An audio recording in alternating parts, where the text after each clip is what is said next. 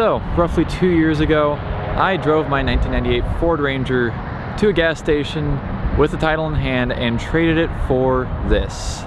That is my 1996 Dodge Ram. It's been basically 2 years and about 17,000 miles since I bought it. And in today's video, I'm going to go over what the ownership has been like of a rusty old 24-year-old Dodge truck. And we'll go over a few other things too. And I'm gonna tell you why I think it's one of probably the best, cheaper trucks you can buy today. So, let's get started. So yes, here it is in all of its rusty green and black glory.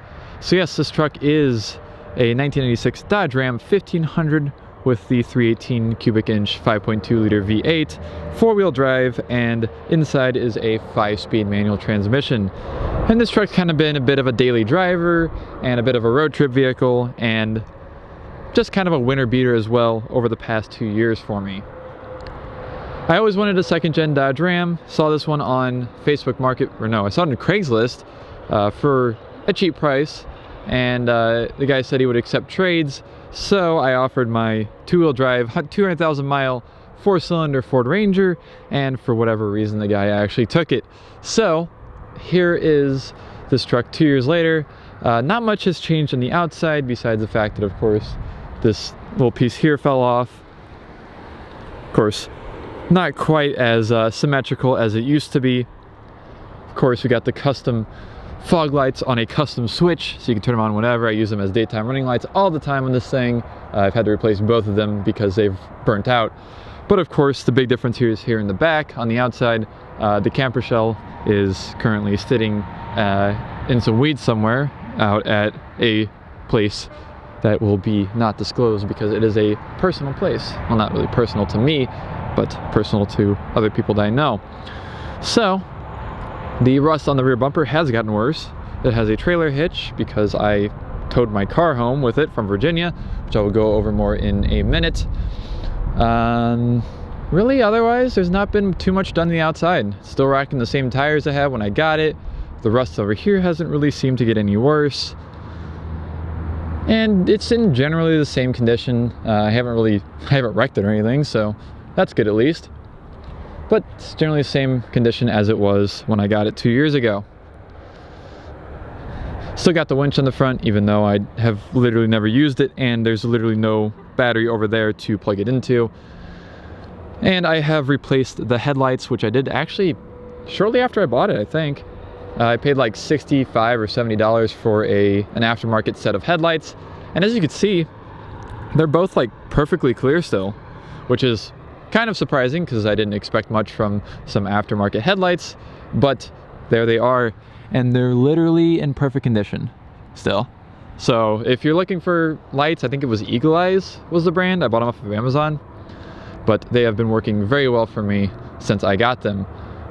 So I'm cold, it's snowing a little bit. I'm going to get inside the truck. We'll talk about a little bit of stuff in here real quick. So when I got the truck, it had 126,119 miles, I think, on it. And right now it is sitting at 143,708, which is roughly 17,600 miles since I got it.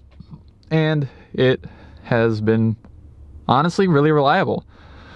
The biggest mishap I had was a brake line failure in the back, and that almost screwed me because it was snowing and I left work late because it was snowing and I was driving a box truck for my furniture job, and I got to get in the truck. I went to leave, almost got into the highway, hit the brakes for the first time because I didn't have to stop for a light or anything, and the brake pedal almost went all the way to the floor and terrified me because it was snowing. So that was the only real major flaw that happened to this truck during my time of ownership. And the interior is basically the same. I took off the dash cover that I had on it because it's already cracked, and I don't really care to see that it's cracked necessarily. That is new, that little hole in the headliner, because me and my friend were trying to stick one of his nightstands while we were helping him move. We were trying to stick it in the back here because it wouldn't fit in the bed with anything else that we had in there. And it turns out it didn't really fit up and down on top of the center console. Cup holders, of course, fell out. I was trying to take the dash apart to fix this dial right here that changes where the air comes out, because there's a little rubber piece back there that came loose, and you just glue that back in, and it's been working fairly well ever since. But in the process of doing that, I managed to break both mounts for the cup holders, so cup holders are currently in the passenger seat, as you can see. It's a bit of a mess in here because I don't really care, and I haven't really had much of a reason to clean this thing recently, so that is how it is currently at the moment. But enough talk with me behind the camera. We shall go ahead and take this for a bit of a drive. So let's talk about what it's been like to drive this pretty much massive, slow, rusty old thing for the last 2 years. And it's kind of, it's taught me a few things. So for the basics, this thing is really good on the highways. Around town it's okay, but it's so heavy, and with the manual transmission, you're shifting all the time basically. So it really enjoys being out on open road, going 65, 75, 80 miles per hour, perfectly fine down the highway. It relates to one of the main points I have about why I think that this is probably like the best for cheap trucks in 2020 at least, or 2021 I guess now. And a 3000 GT. Ooh, it's a shiny 3000 GT. I like that both the headlight and the fog light on one side were burned out and they were on the other side. That was pretty cool.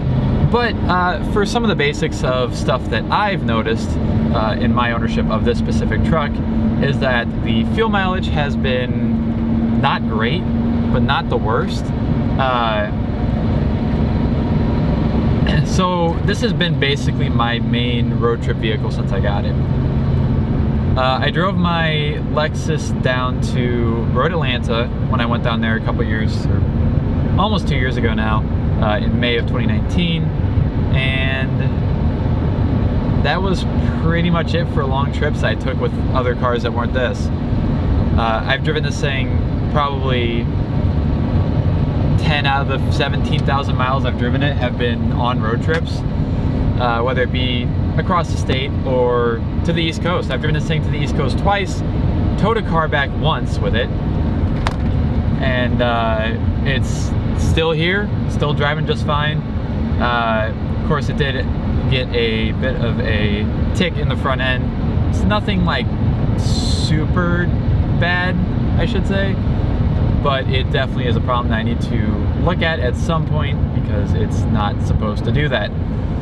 But otherwise, yeah, it's been great on road trips. It's so comfortable, and of course it's been reliable. I haven't really, I haven't had to park on the side of the road and wait for a tow truck with this thing at all, which is better than I could say in the for the first 2 years I had my old Ford Ranger. Fuel pump went out on me shortly after I got it, I'm pretty sure. So it was not perfect, but this thing's not perfect either, but it's always gotten me to where I needed to go. Other than the whole brake issue thing, which even then I still drove it home that day. I just put brake fluid in it. So yeah, that's really most of what I have to say about specific ownership of this specific truck. But I want to talk to you about why I think that these are the best trucks you can get currently, especially if you're on a budget. If you have $80,000 to spend on a truck, obviously you can probably just go for a new one and you'll be perfectly fine. But there's some things that make the second generation Dodge Ram it's why there's so many of them still on the road today. There's so many people still driving these trucks 25 plus years later. So let's start with the basics. If you look back at the previous generation of anything, the Dodge Ram, the Ford F100 or F-150, and the Chevrolet Silverado from the 70s to the 80s, they were all the square bodies, and they were just still, at that point, they had started to refine them a little bit, and by refine I mean kind of make them more friendly as a daily driver or something like that. they weren't exactly the most refined trucks. Even the Fords up till, they had the same basic like underpinnings, I guess you'd call it, from like the late 70s, like 79 to 96. Obviously they went through different generations and different engine things, but the main design of the truck stayed the same for all those years. Chevy was the same. You know, the square body lasted from 1973 to 1980 or 1991 if you got a heavy duty model. Dodge was also the same, roughly, about 72 to 93. So you drive one of those trucks, and you drive one of these trucks, and it's a world of difference. And Dodge wasn't really the first to start with this. Chevy was the first to really redesign their trucks completely in 1988 for the half tons. And it wasn't, after driving both Chevy trucks from the 90s as well as Rams like this, oh, gas is 183 down here? Might have to go down here to get gas the next time. It's 209 back up where I'm from. But after driving both Chevys and Dodges of the same years, like 90s, mid-90s, I still think that the Dodge second gen Ram is still the most refined out of any of the three, really. The ride is not the best, but it's leagues better than basically anything else truck-wise that you would drive from this era. It's smooth, it's quiet-ish. This one obviously, like I said, it has 143,000 miles on it, so it's got a little bit of rattles, it's got a little bit of noise coming through, so a little bit of exhaust leak, stuff like that. But for the most part, it is way quieter than a stock square body Dodge or a square body Chevy would be. And that was the thing that Dodge did very well in the mid-90s with these trucks, was making them, like, I think it's like the perfect blend of still being a truck and being refined to be a better road trip daily driver, whatever kind of vehicle you want it to be. Because they realized that people were really driving these things, you know, across the country or whatever, and they wanted it, you know, they wanted to get those sales from the people who did just want to, you know, they would drive a truck and they would maybe tow a trailer, you know, once a month or something. So that's when Dodge decided, hey, let's focus a little more on, say, the interiors and stuff like that. Gone were the completely flat dashes with very basic instrumentation, at least in Dodges. Chevys, you could still get a truck with a fuel gauge and a speedometer. That was it. But I have a full set of instrumentation. Even the basic instrumentation is still more than enough of what you need in a truck like this. And in the late 90s, they stopped even really doing like super basic instrumentation, at least for the Dodge trucks. And other stuff, stuff like a trip computer, which my truck does not have, but you'd have a little console up here on the top on the roof that shows you your fuel mileage and various other information, various other types of information relating to your trip and stuff like that. And stuff like power windows, power mirrors, power locks, power seats became a lot more commonplace in trucks in the mid-90s. And Dodge seemed to be the forefront of all of those options becoming more standardized. Because all you need to do is get the SLT model, which this truck is, and which was like literally the model above the base model, which you could still get a base model with roll-up windows and literally no options. You probably could even get them with no AC still in the mid-90s. But people started straying away from that and going for these more well-optioned trucks. And you could option one of these trucks up, well, no, Dodges specifically, because I don't know the most about Chevys and Fords, of course, because I've never owned one. I've only seen, you know, other people's, and I've driven a few myself, say back at the car dealership and stuff. But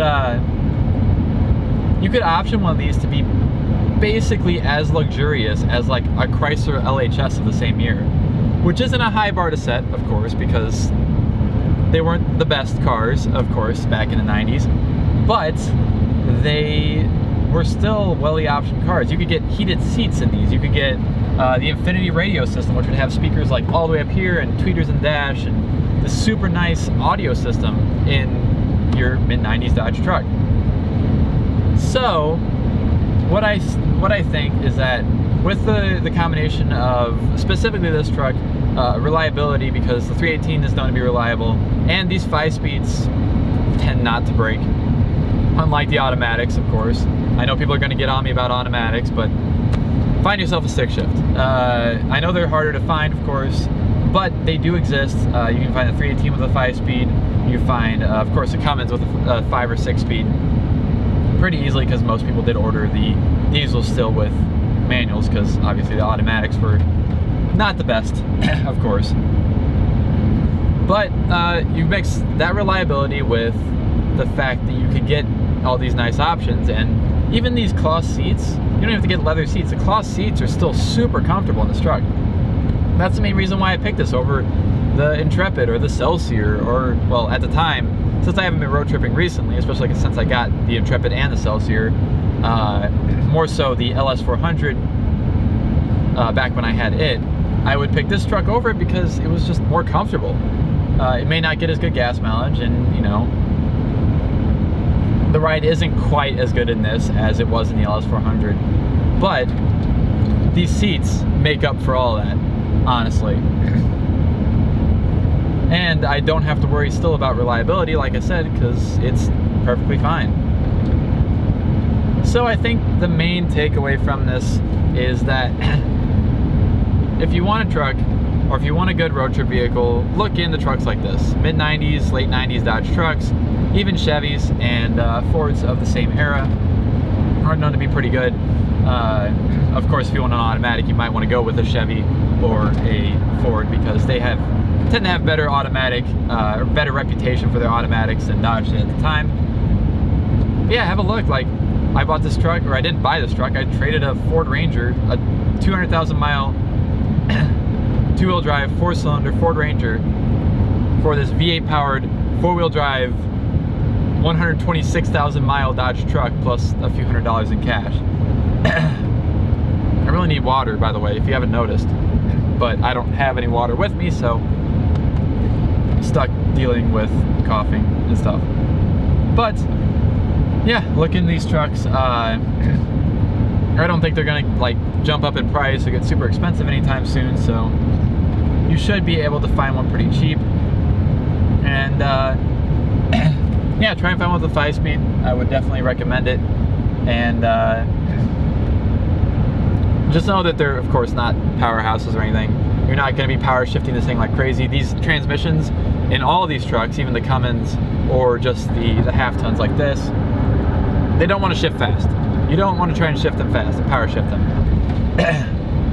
Take it easy, and they will reward you with reliability. So that's basically my thoughts with this truck after 2 years of ownership and 17,000 miles, and I don't plan on getting rid of it anytime soon. So I may also look into doing a bit of a restoration on this thing at some point. There's some things like the doors, and see if I can find a dash cover to make the dash look nicer, but just a few things to make the truck just generally look nicer. And who knows, if I can find the funds for it, I might try and do that this year. So stay tuned for that. I apologize again for my throat, because I'm just, like I said, I need water or something. But thank you all very much for watching this video, and I hope you were excited to see my ownership review of the Dodge Intrepid as well, coming up soon here. Thank you for watching, and I'm out of here. See ya.